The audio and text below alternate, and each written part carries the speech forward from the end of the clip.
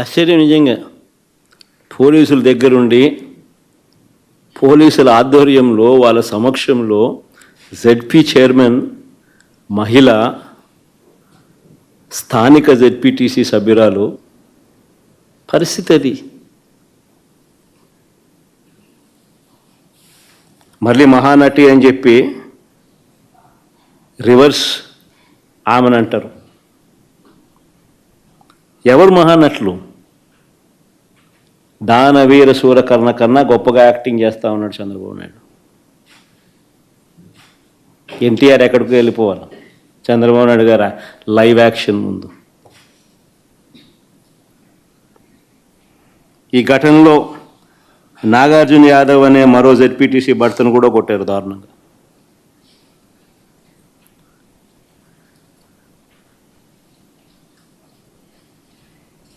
ఆశ్చర్యం ఏమిటంటే ఇంత దారుణంగా హారికను టీడీపీకి చెందిన సేడిస్టులు దాడి చేసినట్టుగా చాలా స్పష్టంగా వీడియోలు కనిపిస్తూ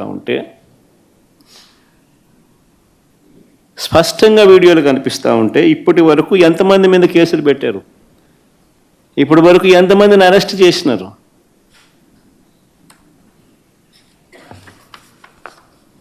ఎవరిని అరెస్ట్ చేయాల? కారణం ఏంటంటే వీళ్ళే దగ్గర నుండి పంపించినారు, పైనుంచి ఫోన్లు చేసి చెయ్యండి అని చెప్పి వీళ్ళని. ఎందుకంటే 8వ తారీఖున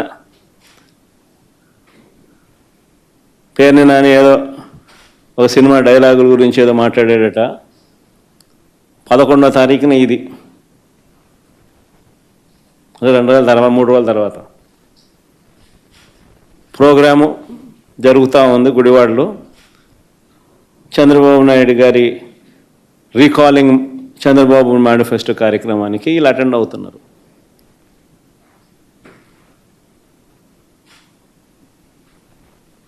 పథకం బన్ని దారి గాసి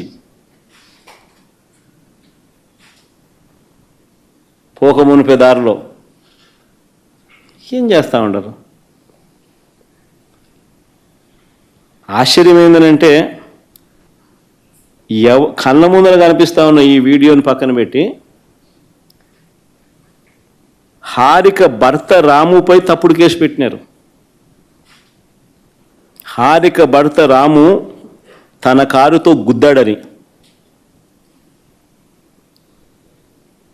మీరే ఇంతకుముందు వీడియోలు చూశారు. హారిక అండ్ రాము వెనక సీట్లో కనిపిస్తూ ఉన్నారు, ముందర సీట్లో కాదు, వెనక సీట్లో కూర్చొని ఉన్నారు వాళ్ళిద్దరు. హారిక జెడ్పీ చైర్మన్ అంటే గవర్నమెంట్ కారు, అది డ్రైవర్ గవర్నమెంట్ డ్రైవరు, గవర్నమెంట్ ఉద్యోగి, గవర్నమెంట్ కారు తోలుతా ఉన్నారు. గవర్నమెంట్ కారులో గవర్నమెంట్ ఉద్యోగి తోలుతా ఉన్న కారులో వీళ్ళు వెనకాల సీట్లో కూర్చొని ఉంటారు. రాము గుద్దాడు అని చెప్పి కేసు, రాము మీద తప్పుడు కేసు.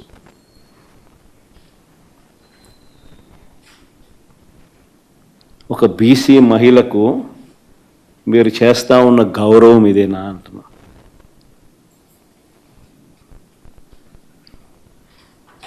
మళ్ళీ వీళ్ళు బీసీల గురించి మాట్లాడతారు. సిగ్గుండాలి, ఏడన పోయి దుంకి సావాలి వీళ్ళంతా పోయి. మరుసటి రోజు, ఆ రోజు కాకుండా మళ్ళీ మరుసటి రోజు పేర్ని నాని, ఖైలా అనిల్ కుమార్ సహా పెడనలో సభ పెట్టిన వారందరిపైన మరో కేసు పెట్టినారు. నేను అడుగుతా ఉన్నా, ఎందుకు కేసు పెడతా ఉన్నారు? ప్రజాస్వామ్యంలో ప్రతిపక్ష పార్టీగా క్యాడర్ మీటింగులు పెట్టుకోకూడదా?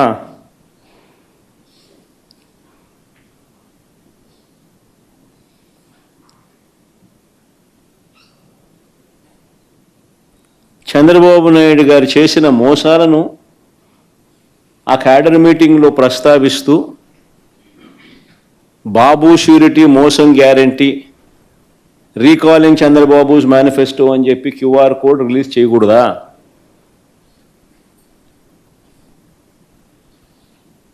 అడుగుతా ఉన్నా. ప్రజాస్వామ్యంలో ఉన్నామా లేమా అని అడుగుతా ఉన్నా.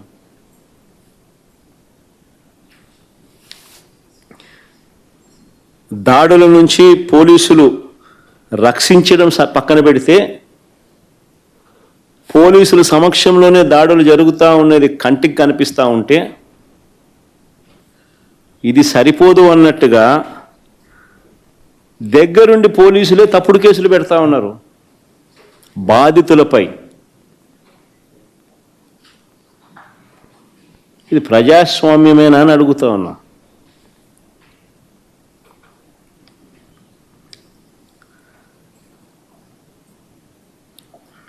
చంద్రబాబు నాయుడు గారు చేసే ప్రతి పని కూడా టాపిక్ డైవర్ట్ చేసే ఆలోచనలతోనే చేస్తాడు. నా పర్యటనలో కూడా, ఈ మధ్య జరిగిన నా పర్యటనలు కూడా మీరు గమనిస్తే, నా ప్రతి పర్యటన కూడా టాపిక్ డైవర్ట్ చేసేందుకు ఉద్దేశపూర్వకంగా తానే గందరగోళాన్ని సృష్టించడం,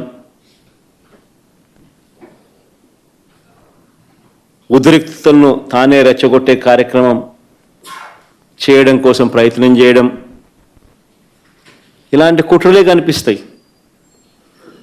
నా పర్యటనలు అయిపోయిన తర్వాత పోలీసుల ద్వారా చంద్రబాబు నాయుడు గారి దగ్గరుండి తప్పుడు కేసులు పెట్టించడం, ఇవన్నీ కూడా దీనికి ఉదాహరణలే. మిర్చి ధరలు దారుణంగా పడిపోయిన నేపథ్యంలో ఫిబ్రవరి 19వ తారీఖున గుంటూరు మిర్చి యార్డుకి నేను వెళ్ళాను. గత ఏడాది అంటే మా ప్రభుత్వ హయాంలో గత ఏడాది క్వింటాల్ మిర్చి ధర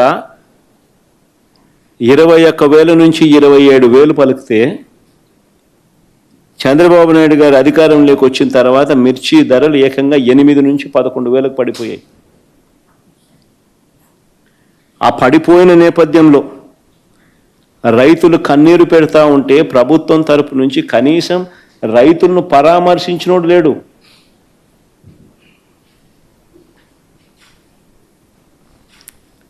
ఆ రైతులకు తోడుగా సంఘీభావంగా మద్దతిస్తూ ఆ మిర్చి యార్డుకు పోయింది జగనే.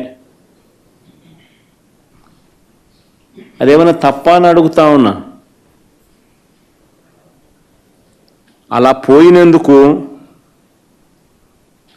పోలీసులను సహకరించద్దు అని చెప్పి జెడ్ ప్లస్ కేటగిరీ సెక్యూరిటీ గ్రహీత అయిన నాకు పోలీసును విత్డ్రా చేసినాడు.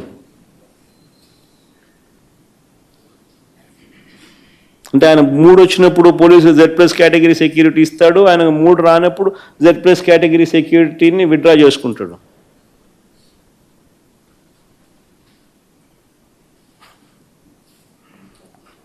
అంతటితో ఆగిపోలా. చంద్రబాబు ఆదేశాలతో ఆ రోజు ఒక్క పోలీసు కూడా సహకరించకపోగా తిరిగి మాపైన కేసు పెట్టినారు. రైతులను మిర్చి యార్డులో పరామర్శించినందుకు మాపైనే తిరిగి కేసులు, రైతులకు సంఘీభావం తెలిపినందుకు మాపైనే తిరిగి కేసులు.